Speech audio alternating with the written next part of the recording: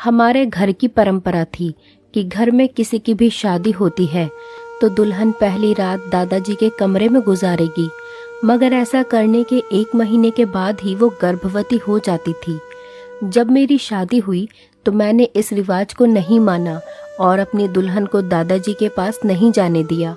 लेकिन 2 साल हो गए हैं शादी को और मेरी पत्नी का कोई बच्चा नहीं हुआ।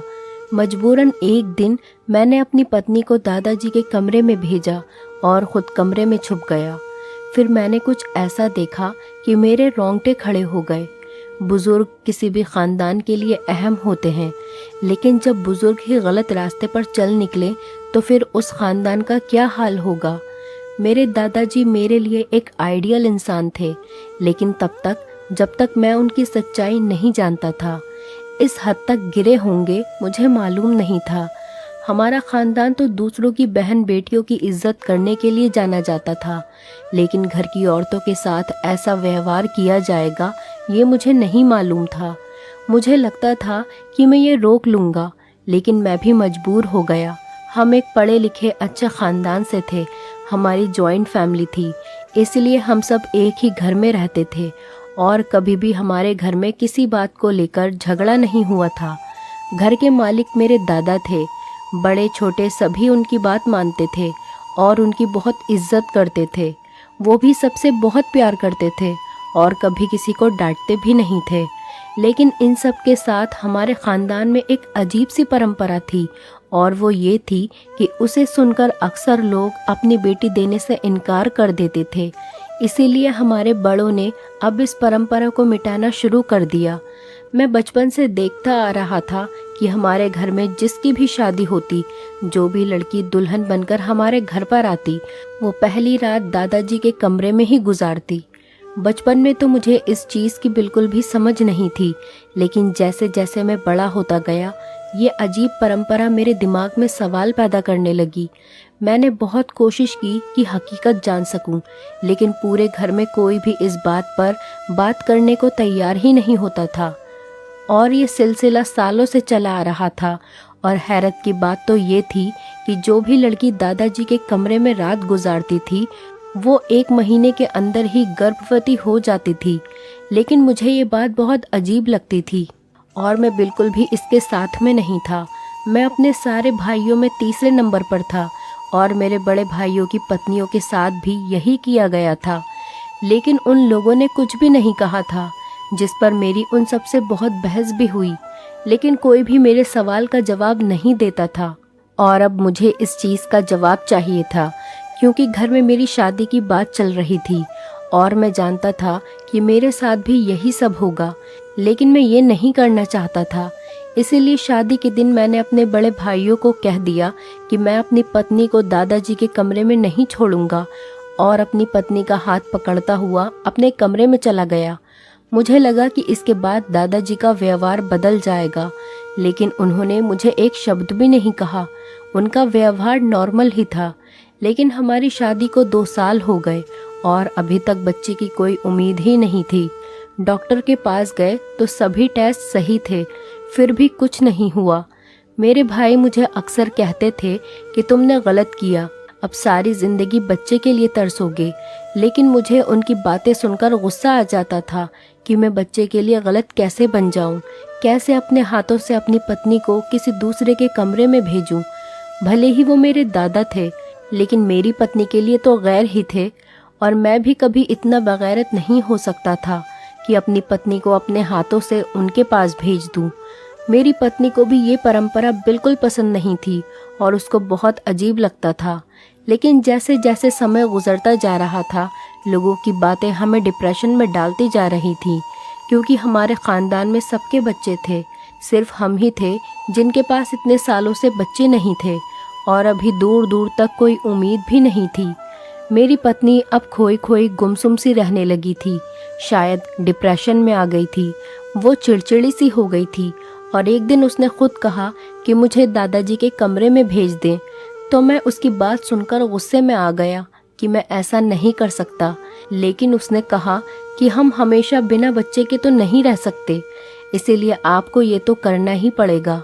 मैं उसकी बात से बिल्कुल भी सहमत नहीं हुआ और मैंने उसे डांटकर चुप करा दिया कि अगर बच्चा होना होगा तो भगवान हमें दे देगा। लेकिन वक्त गुजरने के साथ साथ उसकी ये जिद बढ़ती ही जा रही थी और कोई उम्मीद नज़र न आने की वजह से मैं भी अंदर ही अंदर घायल होता जा रहा था कि जहां बाकी सबने अपनी बीवियों को टाइम दे दिया और शादी की पहली रात ही दादाजी के कमरे में भेज दिया। यहाँ तक कि मेरी माँ और बड़ी मम्मी, मेरी छोटी मम्मी तक एक एक रात दादाजी के पास गुजार चुकी हैं, तो मेरी बीवी ने अगर गुजार भी ली तो उससे क्या हो जाएगा। आखिरकार बहुत मजबूर होकर एक दिन मैंने दादाजी से कहा कि मैं आज रात अपनी पत्नी को आपके कमरे में छोड़ कर जाऊँगा। उन्होंने कहा कि ठीक है और उसके बाद वो कुछ भी नहीं बोले।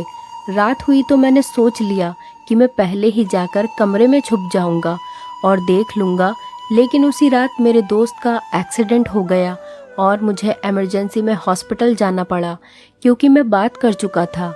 इसीलिए उस रात को मेरी पत्नी दादाजी के कमरे में गई थी। दूसरे दिन जब मैं वापस आया तो मेरी पत्नी अपने कमरे में ही थी। मैंने उससे पूछा कि रात को क्या हुआ। उसने कहा कि मुझे तो कुछ भी नहीं मालूम कि क्या हुआ है, क्योंकि जब मैं दादाजी के कमरे में गई तो उन्होंने मेरे सर पर हाथ रखा और उसके बाद कुछ अजीब सी खुशबू आई और मुझे कोई होश ही नहीं रहा। सुबह जब होश आया तो मैं उनके बिस्तर पर सो रही थी और दादाजी सोफे पर बैठकर अखबार पढ़ रहे थे। उसके बाद मैं उठकर बाहर आ गई। उसकी बात सुनकर मुझे अजीब सा महसूस हुआ था कि दादाजी को मेरी पत्नी को बेहोश करने की क्या ज़रूरत थी, जबकि मैंने खुद अपनी खुशी से पत्नी को भेजा था। अब तो ये बात मुझे और भी गलत लगने लगी, लेकिन कोई भी कुछ बताने को तैयार ही नहीं था। मैंने दादाजी से भी सवाल किया, लेकिन उन्होंने कहा कि अभी वक्त नहीं है, इसका वक्त आया तो मैं इसका जवाब तुम्हें खुद दे दूंगा। लेकिन अपनी पत्नी को खुश देखकर मैं भी चुप हो गया। फिर सच में 1 महीने के बाद मेरी पत्नी गर्भवती हो गई। अब तो मुझे अजीब सा महसूस होने लगा कि ये बच्चा मेरा है भी या नहीं, लेकिन मेरी पत्नी इस बच्चे को पाकर बहुत खुश थी और उसको खुश देखकर मैं भी खुश होने लगा था। लेकिन दिल के अंदर शक खत्म ही नहीं हो रहा था और मैंने अपनी पत्नी के सामने ये जाहिर नहीं होने दिया, क्योंकि इससे उसकी खुशी ख़राब हो सकती थी। मैंने सोच लिया कि मैं बच्चे के पैदा होने के बाद उसका डीएनए टेस्ट करवा लूँगा, फिर उसकी रिपोर्ट के साथ दादाजी से सवाल करूँगा। वो वक्त मेरे लिए बहुत ही मुश्किल था, क्योंकि जब भी मैं अपने बच्चे की खुशी महसूस करके खुश होने लगता तो वो एक रात मेरे दिमाग में आ जाती और मैं ठीक तरीके से खुश भी नहीं हो पा रहा था और मैं परेशान था कि किसी तरह वो वक्त ख़त्म हो और मुझे भगवान ने चांद जैसा बेटा दिया। ये खुशी इतने सालों के बाद मिली थी, इसीलिए सभी बहुत ज़्यादा खुश थे और सबसे ज़्यादा शायद मेरे दादाजी खुश थे, क्योंकि अपने पूरे बच्चों में उन्हें सबसे ज़्यादा मुझसे प्यार था और मेरे बच्चे की खुशी शायद उन्हें सबसे ज़्यादा थी।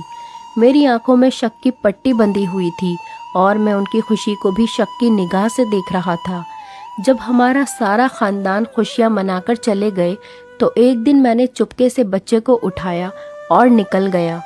मेरी पत्नी ने पूछा कि कहाँ जा रहे हो, तो मैंने कहा बाहर से घुमा कर आता हूँ, और बच्चे को हॉस्पिटल ले गया और जाकर अपना और बच्चे का डीएनए टेस्ट करवाया।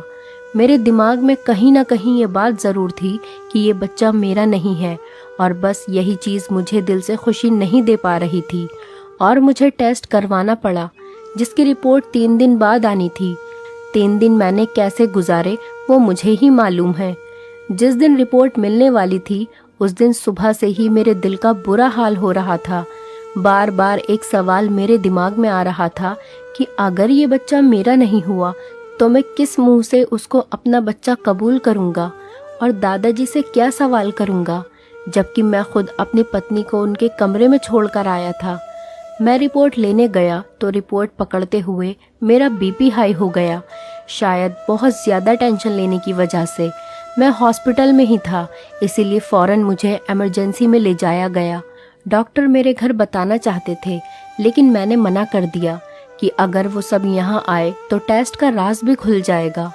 मैं रिपोर्ट लेकर घर आ गया। मुझ में हिम्मत नहीं थी कि मैं वो खोल कर देख सकूं कि उसमें क्या है। टेस्ट तो मैंने करवा लिया था, लेकिन अब खोल कर देखने की हिम्मत नहीं हो रही थी और ख़ुद पर गुस्सा भी आ रहा था कि मैंने बाकी सबकी तरह जो है जैसा है उसकी बुनियाद पर फैसला क्यों नहीं कर लिया। मैंने क्यों इस सारे चक्कर में पड़ा। लेकिन कहते हैं ना कि किसी का दिमाग बहुत दूर तक जाता है, और शायद मेरे साथ भी यही हुआ था। मैं वो रिपोर्ट लेकर घर तो आ गया था, लेकिन 3-4 घंटे गुजरने के बाद भी मैं अपने अंदर हिम्मत पैदा न कर सका कि मैं इस रिपोर्ट को खोलकर देख लूं। और आखिरकार मैंने उसे उठाकर अपने ऑफिस के टेबल पर रख दिया कि सुबह ऑफिस जाकर देख लूँगा। लेकिन शायद भगवान को ये मंजूर ही नहीं था कि मैं इस राज पर से पर्दा उठा सकूं। इसीलिए 1-2 दिन काम में इतना बिजी था कि मेरा ध्यान रिपोर्ट की तरफ से हट गया। और जब मैंने दोबारा से रिपोर्ट को ढूंढा तो वो मुझे मिली ही नहीं। शायद कागजात में कहीं आगे पीछे हो गई थी।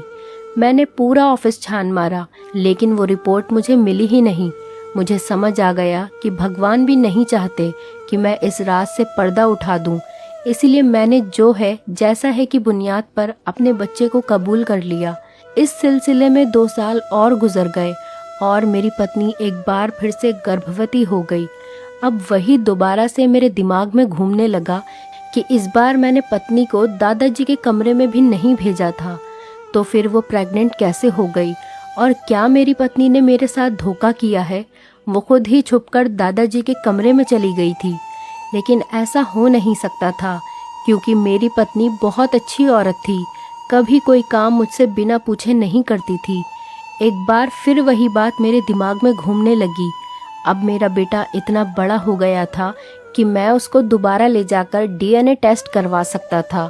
इसीलिए अपने बड़े बेटे को साथ लेकर मैं हॉस्पिटल चला गया और इस बार मैंने इमरजेंसी के तौर पर रिपोर्ट निकलवाई और वहीं खड़े खड़े रिपोर्ट देखी। और रिपोर्ट देखकर मुझे झटका सा लगा, क्योंकि रिपोर्ट पॉजिटिव थी, यानी वो बच्चा मेरा ही था।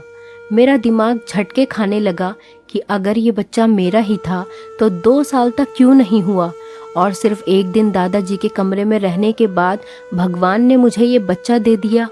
लेकिन मेरा दिल टेंशन फ्री हो चुका था कि वो बच्चा मेरा ही है।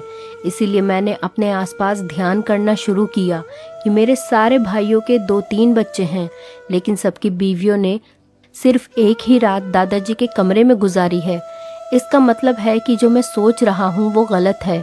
अगर वो गलत है तो फिर दादाजी के कमरे में रात को जाना क्यों ज़रूरी है। वहाँ ऐसा क्या होता है कि दादाजी कमरे में दुल्हन को बेहोश कर देते हैं।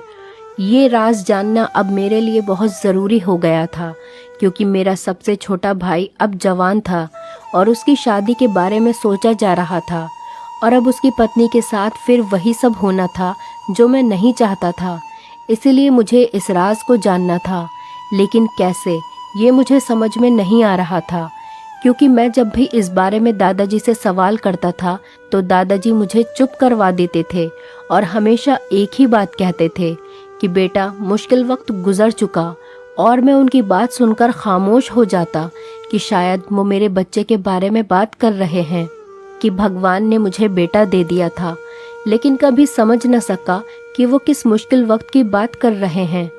और फिर इस बात को भी 1 साल गुजर गया और मेरे भाई की भी शादी आ गई। अब मैंने सोचा कि दोबारा इसके साथ वही होगा, लेकिन मुझे कमरे में रहना था। मुझे मालूम करना था कि दादाजी पहली रात दुल्हन के साथ क्या करते हैं। इसीलिए शादी के दिन मैंने बहाना बनाया कि मेरा एक दोस्त बहुत बीमार है और मुझे इमरजेंसी में वहाँ जाना पड़ेगा।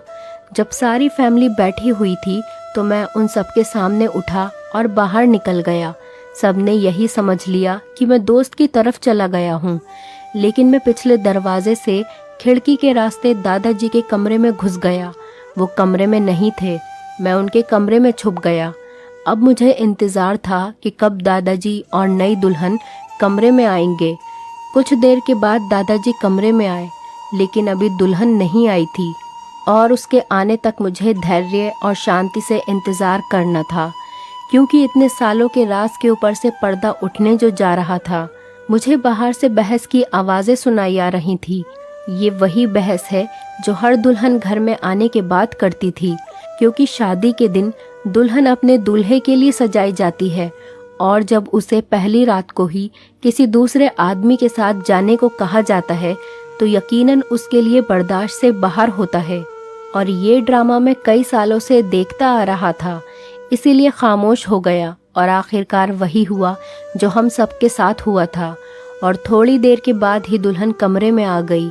दुल्हन जैसे ही कमरे में आई, दादाजी उठकर वॉशरूम चले गए। मुझे दुल्हन को देखकर उस पर बहुत तरस आ रहा था। वो घबराई हुई थी।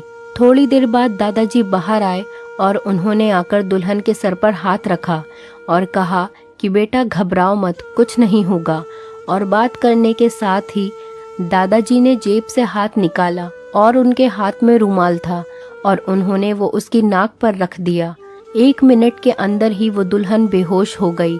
यहाँ तक तो मुझे पहले से मालूम था। मुझे इंतजार था कि अब दादाजी क्या करते हैं। उन्होंने दुल्हन को आराम से बिस्तर पर लिटाया और उसके ऊपर कंबल डाल दिया। लेकिन उसके बाद जो मैंने देखा, उसने मेरे पाँव के नीचे से ज़मीन निकाल दी। मैं सारी रात कमरे में बैठा रहा। बड़ी मुश्किल से वक्त निकला। सुबह के करीब जब दादाजी की आंख लगी तो मैं खामोशी से खिड़की के रास्ते बाहर निकल गया। लेकिन जो कुछ मैंने देखा, उसके बाद दादाजी से सवाल करना तो बनता था। लेकिन मुझे ये डर था कि अगर मैंने दादाजी से सवाल किया तो उन्हें मालूम हो जाएगा कि मुझे उनका राज मालूम हो गया है। लेकिन बार बार मैं सोचता हूँ, ऐसी क्या बात थी कि दादाजी को ये सब करना पड़ा।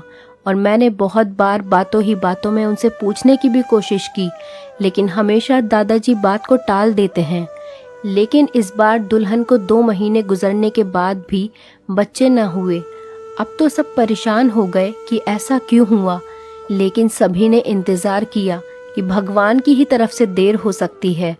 दादाजी ने कहा कि मुझे लगता है कि ये राज कोई और भी जान चुका है। सब एक दूसरे की तरफ देखने लगे तो दादाजी ने कहा कि इस घर में कोई इंसान ये राज जान चुका है। अगर ये बात किसी और को मालूम न होती तो अब तक बहू गर्भवती हो चुकी होती। ये सुनकर मुझे बहुत अजीब लगा कि दादाजी को कैसे मालूम हो गया कि ये राज कोई दूसरा भी जान चुका है। लेकिन मैं खामोश रहा और मैंने बिल्कुल भी बात नहीं की। कुछ महीने गुजरे तो दादाजी बीमार रहने लगे। एक दिन उन्होंने हम सबको बुलाया और कहा कि मुझे सच सच बता दो कि तुम लोगों में से कौन इस राज को जान चुका है कि पहली रात दुल्हन मेरे कमरे में क्यों आती है। क्योंकि मुझे लगता है कि मैं ज़्यादा दिन नहीं जी सकूंगा। और जो आदमी राज को जान चुका है, मैं उससे कोई बात करना चाहता हूँ। तो मुझे लगा कि सवाल करने का यही वक्त है। मैंने कहा, दादाजी मैं जानता हूँ। दादाजी ने कहा कि बाकी सब घरवाले बाहर जाएं और तुम मेरे पास बैठो। मैंने सबके जाने के बाद दरवाज़ा बंद कर दिया तो दादाजी ने पूछा कि सबसे पहले तो तुम मुझे ये बताओ कि तुम ये राज कैसे जानते हो। मैंने उनको सारी सच्चाई बता दी कि मैंने छुपकर सब कुछ देखा है। उन्होंने कहा कि तुम इस राज को जान चुके हो तो अभी ये राज तुम्हारे पास एक अमानत है। तुम्हारे पापा, बड़े पापा, चाचा, भाइयों में से कोई भी इस राज को नहीं जानता है। तो मेरे मरने के बाद ये राज सब घर वालों को इकट्ठा करके बता देना, क्योंकि मैं जानता हूँ कि सबके दिलों में मेरे खिलाफ कुछ न कुछ गलत मौजूद है। लेकिन मेरे मरने के बाद मैं चाहता हूँ कि सबके दिल साफ हो जाएं मेरी तरफ से। मैं कोई भी पाप अपने सर पर लेकर नहीं जाना चाहता। मैंने दादाजी से सीधा सीधा सवाल कर लिया कि ये सब क्या है, आप मुझे पूरी बात तो समझाइए ताकि मैं सबके सवालों के जवाब दे सकूं। उन्होंने कहा कि सबको यही लगता है कि मैं जो भी दुल्हन आती है उसके साथ पहली रात को कुछ गलत करता हूँ, मगर ऐसा नहीं है। हकीकत ये है कि बहुत पहले मेरे परदादा के वक्त में जादू टोना और ये सारी चीज़ें बहुत ज़्यादा हुआ करती थी। हमारे ख़ानदान में कोई भी औरत ब्याह कराई तो उस जादूगर ने जादू के ज़रिए से उसकी औलाद बांध दी कि कभी भी इस ख़ानदान में औलाद नहीं हो सकती। एक बुज़ुर्ग ने इस जादू का तोड़ दिया था और उन्होंने कहा था कि 7 नस्लों तक आपको ये काम करना ही पड़ेगा। और वो ये काम है कि घर में शादी होकर जो भी दुल्हन आएगी, उस घर का जो भी बड़ा होगा, वो उसको एक रात अपने पास रखेगा और वो कुछ मंत्र पढ़ेगा जो कि उस बुजुर्ग ने बताए थे। और ये मंत्र किसी दूसरे आदमी को मालूम नहीं होने चाहिए। इसीलिए जो भी दुल्हन होती थी उसे बेहोश कर दिया जाता था और मंत्र पढ़कर उसके शरीर के एक हिस्सों में काला धागा बांधा जाता था। ये काम 7 नस्लों से चलता आ रहा है। मुझसे पहले मेरे दादाजी और उससे भी पहले उनके दादाजी ये सब किया करते थे, लेकिन अब तुम लोग 7वीं नस्ल हो। तुम लोगों के बाद ये काम करना नहीं पड़ेगा। तुमने अपनी पत्नी पर ये काम नहीं करवाया था, इसीलिए जादू का असर वहाँ पर था और तुम्हें बच्चा नहीं हो रहा था। मैंने तुम्हारी पत्नी के साथ भी यही किया था और इसीलिए तुम लोगों को बच्चा हो गया। ये राज कोई भी नहीं जानता है। मैंने आज तक अपने घर की किसी दुल्हन को हाथ तक नहीं लगाया। वो मेरे घर की इज्जत है।